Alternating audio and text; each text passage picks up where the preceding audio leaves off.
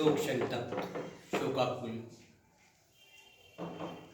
इस श्रद्धांजलि सभा में उपस्थित सभी प्रबुद्धजन,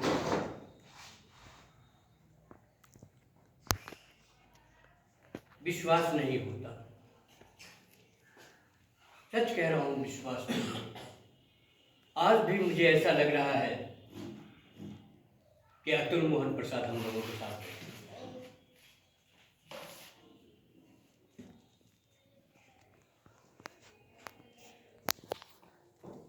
हम लोग उनके शाश्वत पुस्तक सदन में सदैव पहुंचते थे। एक दिन मैंने उनसे ऐसे ही बातचीत के क्रम में मैंने कहा कि अतुल, अब तक तुमने कितनी लघु कथाएं लिखी? तो मुस्कुराने लगे। ऐसा क्यों पूछ रहे हैं गुरुदेव? हमने कहा नहीं, ऐसे ही जानना चाहता हूँ भाई तुम्हारी। हम लोग दूरदर्शन पर जब लघु कथाओं पर जो चर्चाएं जब आती हैं, क्योंकि मैं दूरदर्शन पर साहित्यिक गतिविधियों से संबंधित जब भी कोई कार्यक्रम आते हैं तो मैं देखता हूँ, और जब लघु कथा के संदर्भ में जब परिचर्चाएं होती हैं आज भी, तो उसमें अतुल मोहन प्रसाद का नाम अवश्य दृष्टिगत होता है। तो उन्होंने कहा कि आप तो लिख चुके हैं प्रभात खबर में, आप तो लिख चुके हैं राष्ट्रीय सहारा में, आप तो लिख चुके हैं हमारे ऊपर, तो फिर आप मुझसे क्यों पूछ रहे हैं? हमने कहा कि इधर भी तो कुछ नई रचनाएं तुम्हारी आई होंगी। तो उन्होंने कहा कि 113 अब तक मैंने अपनी जिंदगी में 113 लघु कथाएं मैंने लिखी हैं। एक मैं संस्मरण आपको सुना देता हूँ। लघु कथा क्षेत्र के मूर्धन्य लेखक भगवती प्रसाद द्विवेदी जी आए हुए थे बक्सर में, और चर्चाएं चल रही थी। तो वैसे ही मुस्कुराते हुए उन्होंने कहा कि मैं 1 मिनट में एक लघु कथा पढ़ रहा हूँ। तो अतुल जी ने कहा कि आप 1 मिनट में पढ़ रहे हैं तो मैं आधे मिनट में एक लघु कथा में सुनाऊंगा। आश्चर्य हुआ। लघु कथा 1 मिनट में भगवती प्रसाद द्विवेदी और आधे मिनट में अतुल मोहन प्रसाद। तो मैं अतुल मोहन प्रसाद की लघु कथा आपके सामने प्रस्तुत कर रहा हूं। 2 यात्री फर्स्ट क्लास कंपार्टमेंट में बैठे हुए थे। एक ने दूसरे से पूछा, तुम्हें भूत पर विश्वास है? दूसरे ने कहा नहीं, और पहला गायब हो गया। क्या बात? लघु कथा समाप्त। ये अतुल जी की कलाबाजी थी लघु कथा क्षेत्र में। वो बहुत आत्मविश्वासी, सशक्त लेखक, सख्त लेखक। उन्हें दूसरों को हमेशा सांत्वना देते रहते थे कि हिम्मत मत हारो। जीवन में, जिंदगी में परेशानियां आती हैं। वो जिंदगी नहीं है जिसमें परेशानियां ना हो, मुसीबतें ना हो, आपत्तियां ना हो।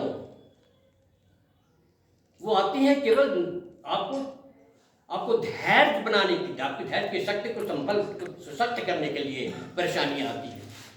हिम्मत मत हारो। तो वैसा व्यक्ति आज हमारे बीच नहीं है। मैं साधुवाद व्यक्त करता हूँ भोजपुरी साहित्य मंडल के माननीय अध्यक्ष परमादरणीय श्रद्धेय डॉक्टर अरुण मोहन भारवी जी के प्रति। मैं साधुवाद व्यक्त करता हूँ भोजपुरी साहित्य मंडल के माननीय महासचिव डॉक्टर बैरागी जी के प्रति। क्या उन्होंने ये अतुल जी के साथ साथ 2 इस बक्सर जनपद के सशक्त प्रखर पत्रकार, वरिष्ठ पत्रकार मन्नू जी मदेशिया एवं हिंदुस्तान के चिर परिचित और निर्भीक संवाददाता पत्रकार आपके सामने हैं, देखिए, जितेंद्र कुमार जी। और बड़े ही व्यवहार कुशल, लोगों से मिलते थे, और अपने से जब बड़े उम्र के लोगों से मिलते थे तो चरण स्पर्श करते थे। ये बहुत बड़ी बात है। संस्कार जिस व्यक्ति में होता है उसमें नम्रता रहती ही है। ये दोनों पत्रकार, और सच पूछिए तो तुल मोहन प्रसाद जी भी पत्रकार ही थे। जो साहित्यकार होता है वो पत्रकार भी होता है। यहाँ हम लोग जो बैठे हुए हैं, मैं आपको बता दूं, हमारे भी श्री बैठे हुए हैं श्री भगवान पांडे जी। कल निराश थे, अब वो नहीं कह रहे कि मुझे निराश मत कहिए। तो श्री भगवान पांडे जी बैठे हुए हैं, हमारे अधिवक्ता साथी भी, अब तो हमारे बीच वकील भी हो गए हैं। हमारे बीच बैठे हुए भोजपुरी साहित्य मंडल के माननीय अध्यक्ष डॉक्टर अरुण मोहन भारवी जी, ये भी पत्रकार। इन्होंने भी यह हिंदुस्तान के थे, वर्षों तक इन्होंने संवाददाता का काम किया है। और ये जब लिखते थे तो यहाँ के अधिकारी हिल जाते थे।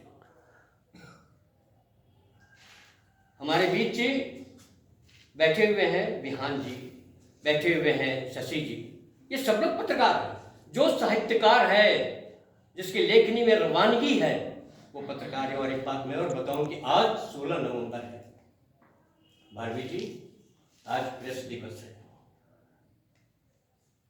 प्रीतम जी। और आज का यह प्रेस दिवस जो दिन है वो भी आज बहुत मायूस है, शोक संतप्त है।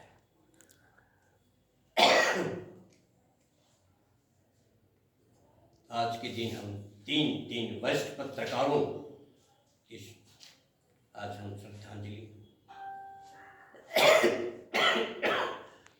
ये हमारे लिए बहुत बड़ा कष्ट हो रहा है कहने में। और